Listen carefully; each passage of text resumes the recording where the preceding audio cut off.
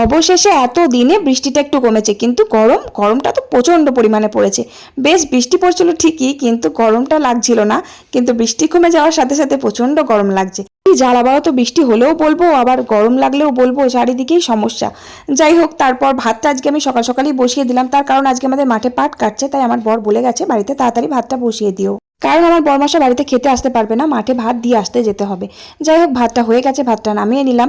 আর আজকে একটু পুঁই শাক রান্না করব, তাই পুঁই শাকটা কেটে নিলাম। আর এই যে একটু পেঁয়াজ ভাজলাম একটু আলু সিদ্ধতে মাখার জন্য। তারপরে দেখো কাঁঠালের বীজ দিয়ে সব রকম সবজি দিয়ে পুঁই শাকের চচ্চড়িটা রান্না করে নিলাম। আর আজকে কিন্তু মাছ মাংস কিছু না, আজকে একটু সোয়াবিন রান্না করব। অনেকদিন সোয়াবিন খাওয়া হয়নি, তাই ভাবছি একটু আলু পটল দিয়ে সোয়াবিন রান্না করব। ছোটবেলা থেকেই সোয়াবিনটা খেতে ভীষণ পরিমাণে ভালোবাসতাম, কিন্তু এখন আর ভালো লাগে না, এখন শুধু ভালো লাগে মাছ মাংস ডিম। যাই হোক, সোয়াবিনটা আলু পটল দিয়ে রান্না করলাম। আর উচ্ছে দিয়ে একটু মটর ডাল রান্না করলাম। ব্যাস রান্না শেষ করে চান করে খেতে বসলাম। ভালো লাগলে একটা লাইক করো, টাটা।